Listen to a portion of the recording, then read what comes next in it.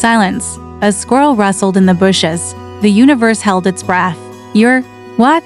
He said again, voice cracking. You're saying you… Yes. I cut in before I lost my nerve. I have been in love with you for… I don't even know how long. Years. Since before I knew what the word meant. And I tried to bury it. I really did. Because you were happy and I didn't want to screw that up. But watching you with Lily is like watching someone else live the life I pretended we'd have. And it hurts. And I am so tired. The words tumbled out in a rush. Messy and imperfect, but real. His face went through about 7 emotions in 3 seconds. Why didn't you tell me? He whispered. Because you've always had a way out, I said, feeling suddenly very tired. When my dad left, you still had a full house. When we finished school, you had a plan. When we came here, you had Lily. I didn't want to be another obligation you felt stuck with. I wanted you to choose me, and you never did. He flinched like I'd slapped him. That's not… Look, I said, tears prickling at my eyes. I'm not saying all this to make you feel guilty. I'm saying it because I can't keep pretending this is normal. That we're just mates and I don't feel like I'm losing a limb watching you plan a future with someone else. He was quiet for a long time. I did choose you, he said finally, voice low, over and over. I just didn't realize it meant something different to you. That's kind of the point, I said, a sad laugh escaping. You chose me as your best friend. And I love that. I do. But I've been living in this half space. Not quite enough to move on.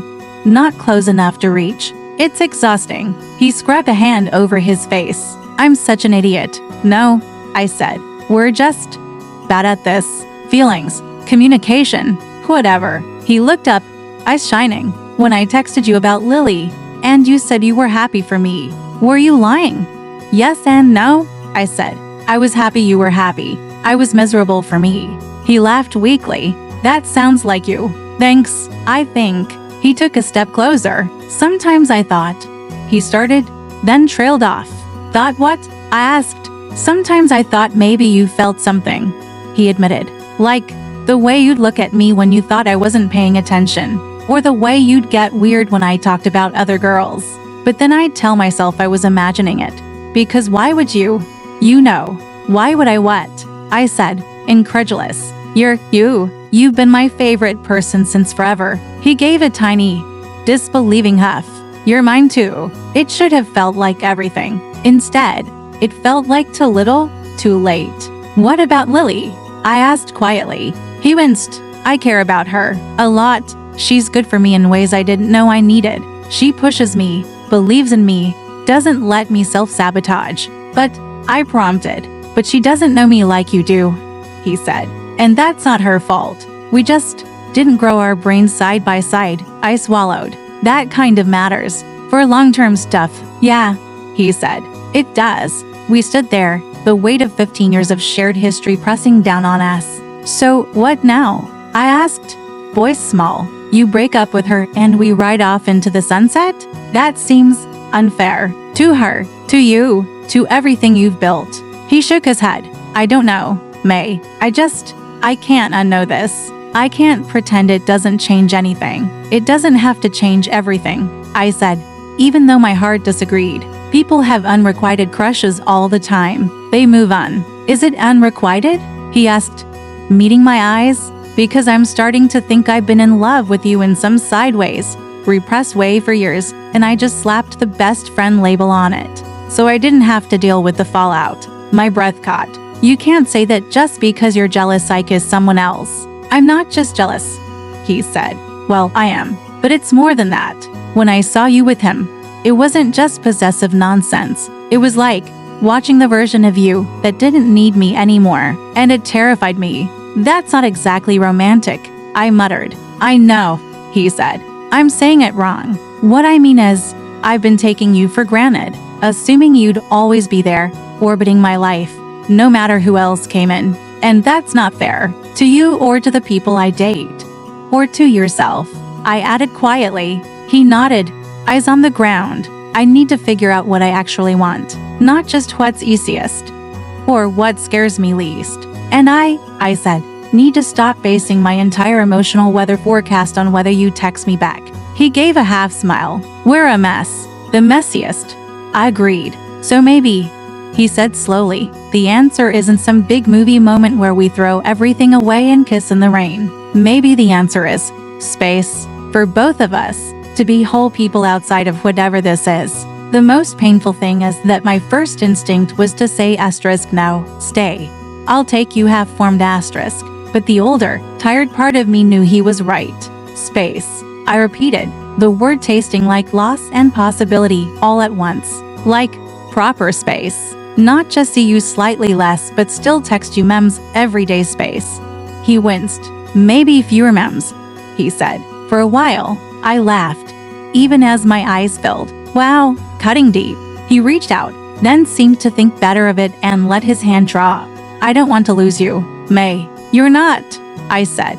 You're just not going to be the center of my universe for a bit, which, honestly, might be healthy for both of us.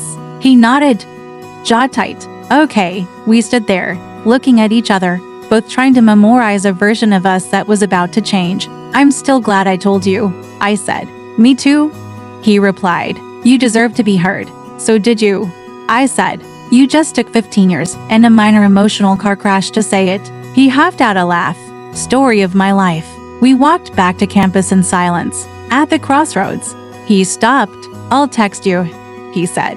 But less good, I said, even as something in my chest pulled tight. I'll be busy being a main character in my own life. He smiled, proud and sad all at once. You always were, May. You just forgot.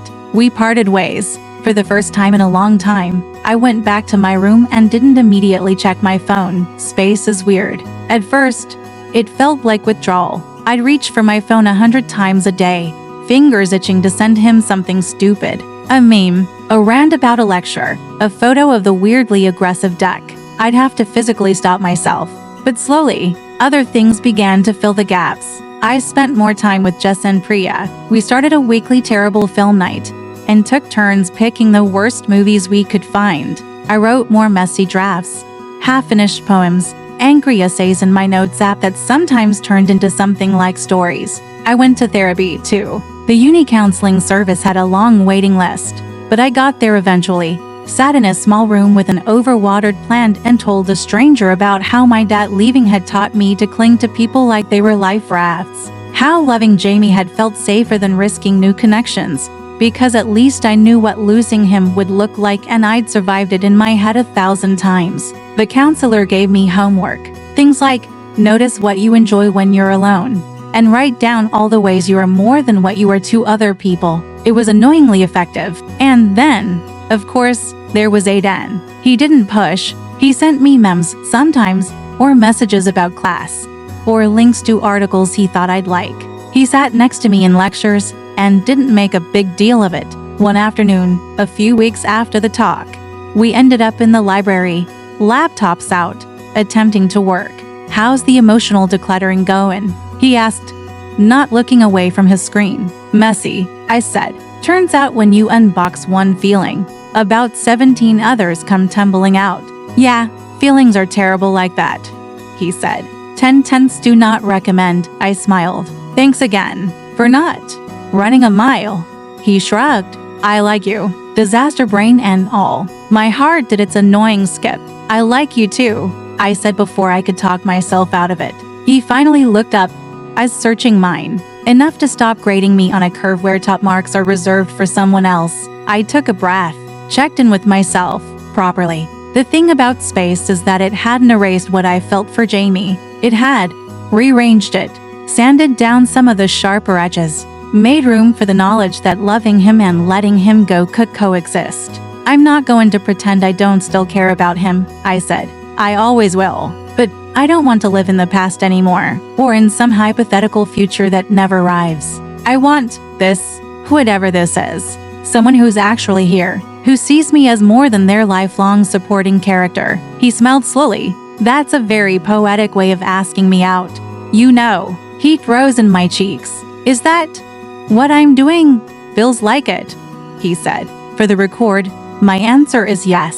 Good, I said, trying not to grin like an idiot. Because I came up with a whole pun-based opening line and I'm glad I don't have to use it. Oh no, he said, horrified. Now you have to tell me. Absolutely not, I said. He leaned over the table. Come on, I'm emotionally vulnerable. You have to be nice. I laughed. Fine, I was going to say, so, Aiden, want to turn this plot twist into a B-plot romance arc? He stared at me. That's terrible, he said. I know, I groaned, covering my face. I love it, he added. Please never change. He reached across the table and took my hand. It was a small gesture, massive too. For the first time, the idea of a future that didn't revolve around Jamie didn't feel like a consolation prize. It felt exciting. I didn't completely lose touch with Jamie. We texted, occasionally. Stupid stuff, mostly. A video of a guy on our old street attempting to parallel park and failing spectacularly. A photo of the peeling blue door after his mom finally repainted it. A screenshot of an article he'd gotten published on a small sports site. He did move in with Lily in Manchester after graduation, but not straight away. They took some time apart after our conversation, apparently, reassessed, decided to continue, but with more honesty. He told me about it over coffee one winter when he came down for a weekend, and we decided enough time had passed to try being in the same room again without spontaneously combusting. How is she? I asked, cupping my mug. Good, he said. We had a rough patch. I had to admit I'd been emotionally elsewhere. It wasn't fair on her, but we're working on it. She deserves someone who sees her, not just what she represents. And do you? I asked. See her? He thought for a moment. More now than I used to, he said. I've been doing the work. You know, therapy, journaling, all that millennial nonsense. Turns out I've got abandonment issues and a God complex. Shocked, I said dryly. Truly, he grinned. You and your compassion. We were quieter for a beat. And you? He asked. How's everything? I knew what he meant.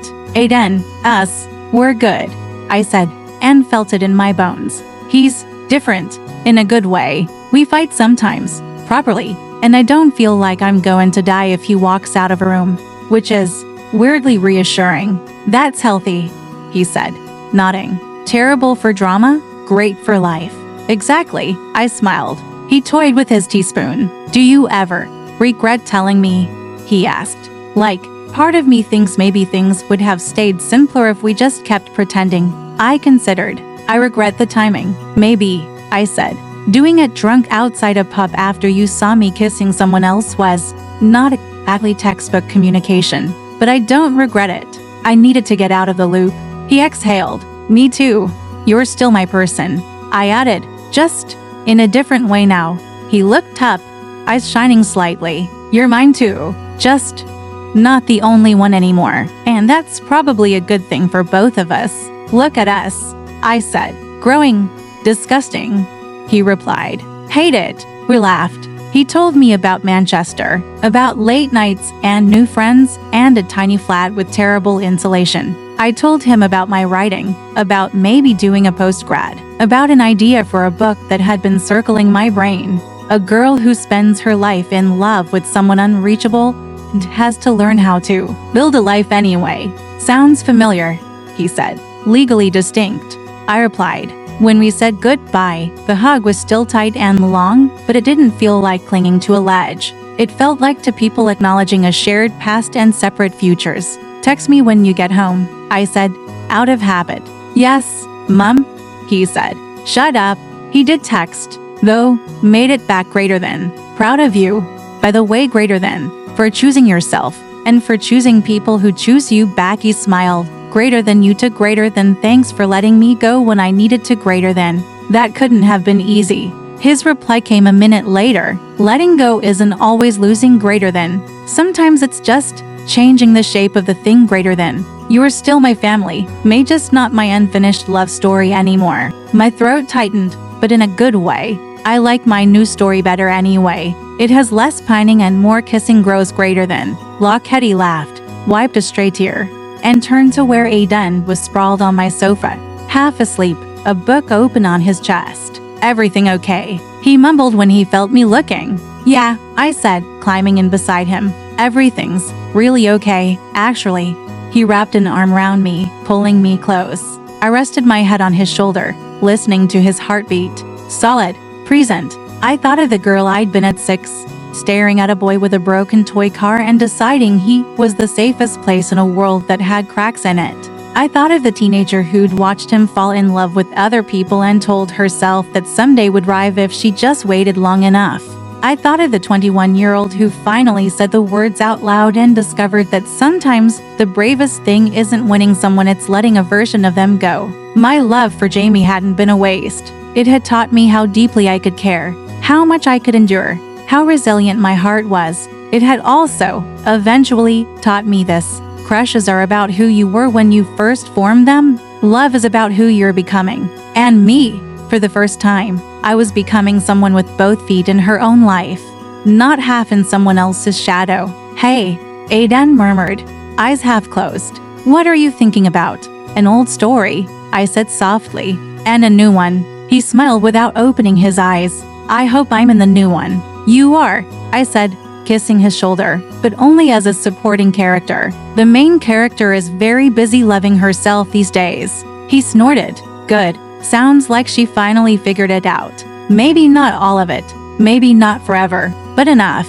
Enough to know that the girl who spent 15 years in love with her best friend deserved more than almosts. She deserved complicated, imperfect, mutual love with herself, with others, with the life she was building. And that, finally, was a plot twist I could live with.